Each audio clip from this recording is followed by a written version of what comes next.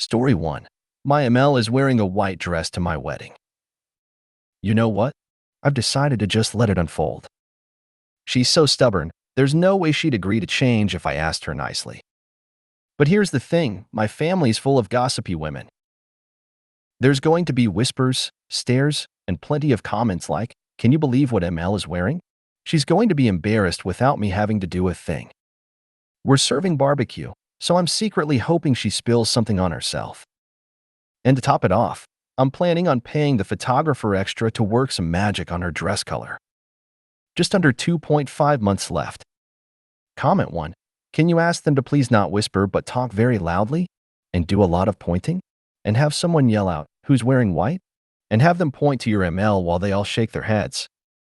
Comment 2. So we're serving red wine with the meal? Yes? Comment 3. No red wine, unfortunately. ML is an alcoholic, and FDH, and I don't really drink. But we will have coffee as a close second. Story 2. Update. Am I wrong for restricting FML from accessing my son's confidential files? Update and advice needed. FML read my son's autism referral. Things escalated, then turned a corner. Hi everyone. I wanted to share an update from my last post and also ask for some advice moving forward. A quick recap. My future mother-in-law, FML, took it upon herself to read my son's autism referral notes. This was a huge breach of trust and a major conflict of interest since she works in the office where it was filed. She's always been nosy and has made it clear she doesn't believe my son is autistic, so this hit hard. When I found out, I requested his file be restricted from her access. My fiancé, however, sided with her and told me to apologize for how I handled it. Understandably, many of you agreed he and his mother were out of line. The update. We learned that since the referral hadn't been assigned or closed into a formal file, it was technically legal for her to access it, but that doesn't make it morally right. I wasn't trying to start drama. I just wanted boundaries and privacy around my son's medical journey.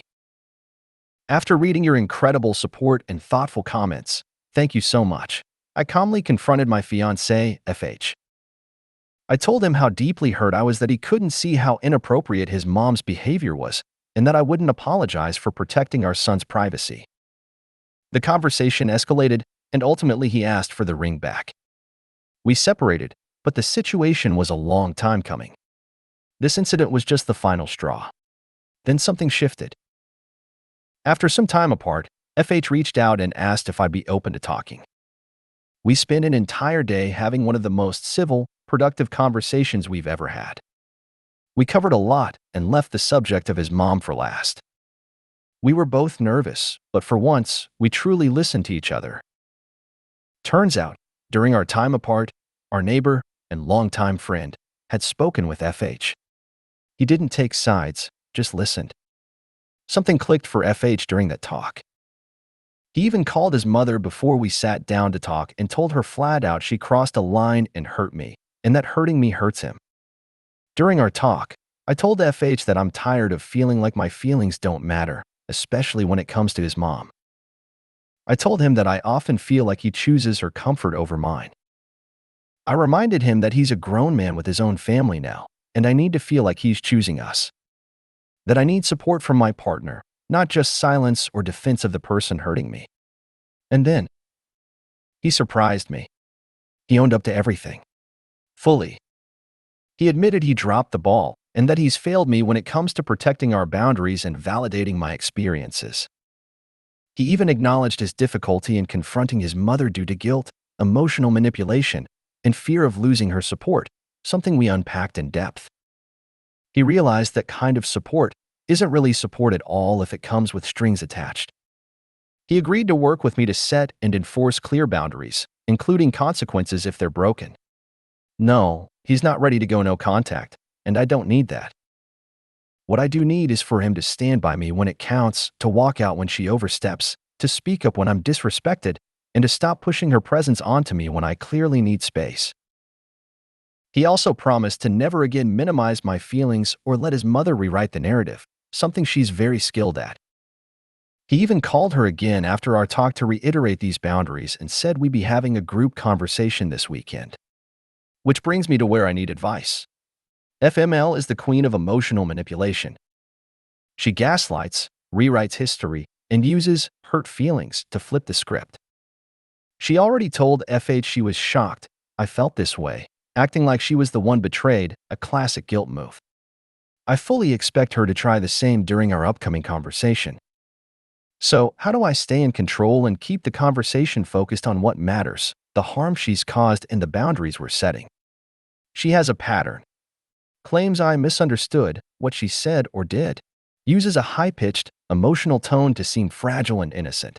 Says things like, "I feel so bad," and immediately tries to hug me or leave before I can respond. Deflects, gaslights, and ultimately tries to make me feel like the bad guy for being upset.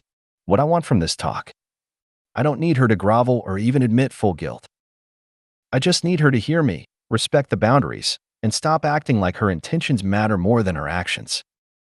If anyone has tips or tools for keeping conversations like this grounded, focused, and emotionally steady, I'd really appreciate it. I'm trying to walk into this with calm strength, but I know it might be a whirlwind. FH says he'll back me up, and I want to give him the chance to prove that, but I also want to be prepared if she tries to turn things around again. Thank you again for all the kindness and support. I truly don't know what I would have done without it. Comment 1. It seems like it might be better to postpone this meeting for a couple of months and take a break from them during that time. Everyone still has their feelings kind of raw. When one of my siblings finally broke away from our mother, she said it was like walking out of a fog and she needed a few weeks to actually clear her head to see what she wanted to do. It might also be good for you and FH to meet with a therapist and know how to address this. Comment 2. Invite your neighbor over to mediate the discussion. Comment 3. I would record the conversation. Comment 4. Why are his parents coming to you guys for a discussion? There is nothing to discuss. Comment 5. I wouldn't have this meeting. You both should get some therapy, him especially, so that you recognize where your boundaries are. Having this meeting was her idea, I'm guessing. Anyway, be prepared for her to use whatever you say against you at some future time. You are just giving her an outline of what bothers you and hurts you so she can pick and choose. Story 3. I hate my MIL after having a child. I can't stand my mother-in-law after having a baby. As the title says, I truly can't stand my mother-in-law anymore, especially after giving birth. I'm currently 4 weeks postpartum, and every part of me is exhausted, physically, emotionally, mentally, and she's only added to the stress. Things started going downhill fast from the moment I went into labor. Before I gave birth, I made it very clear to my husband and everyone in the family that I didn't want anyone at the hospital while I was in labor. I wanted that time to be just me, my husband, and our baby private, peaceful, and calm. My husband agreed and told me he understood. Except, he told his mom when my water broke. She drove to the hospital anyway and sat outside in her car the entire time I was in labor, crying because she wasn't allowed in. She had known my wishes for weeks and claimed to understand them, but clearly that went out the window. Then she guilt-tripped my husband for excluding her, as if this moment wasn't about me, the person giving birth. After the baby was born, she kept texting my husband nonstop about visiting, even though I had already said no visitors at the hospital that day. She showed up anyway. That boundary was ignored too. I've since tried to let that go, but it didn't stop there. The day we got home from the hospital, I wanted to introduce the baby to my brother, who hadn't been able to visit. We stayed at his place for about 3 hours. During that time, she was texting my husband telling us we needed to get the baby home because it was too late. We walked through the door, and she immediately took the baby from me. I was overwhelmed and hormonal and started crying, and all she said was, I wanted to see my baby. That just made it worse. Then came the unsolicited advice and straight-up overstepping. She told my husband we should wrap gauze and a band around the baby's waist so she wouldn't get an outie belly button. What? I shut that down immediately, explaining that it's genetic and messing with the umbilical cord isn't safe. My husband agreed, and then let her do it anyway. She tried to give the baby water, even though I've told her multiple times that newborns can have water. She doesn't listen. I've been very clear that I'm formula feeding, but every time I see her, she nags me about breastfeeding. Thankfully, my husband finally stepped in and told her to stop harassing me about it. She saw me have one drink and freaked out, saying it was irresponsible for a mother to be drinking at all. She even went through our trash and saw an empty Red Bull can, then texted my husband that I was being selfish and that's why I didn't want to breastfeed. Seriously, if the baby cries while I'm holding her, my ML immediately comes in and takes her from me, even when I'm already calming her down. She constantly tells us where we can and can't take our baby, as if she gets the final say. She treats my husband like a child, still tries to control his money, and constantly acts like she is the one raising our baby. At this point, I'm at my breaking point. Everything she does, her presence, her voice, her constant meddling, is pushing me over the edge. I feel like she's trying to be the mother of my child instead of the grandmother, and I've completely run out of patience. I've tried to be calm. I've tried to be understanding, but she ignores boundaries, disrespects me as a mom, and inserts herself into every aspect of our lives. If something doesn't change soon, I'm seriously going to lose it on her, and I really don't want it to come to that. Comment 1. I would not leave your baby with her. A woman on here posted about how her MIL killed her baby by giving them water too soon. I would go literally anywhere else until she calms down or your husband grows a spine. Comment 2. I don't normally encourage people to flip their lids on people, but you sound like the next time she pulls something, you need to plant your feet, square your shoulders, take a deep breath, and blast her. Tell her, I am the mother, not you.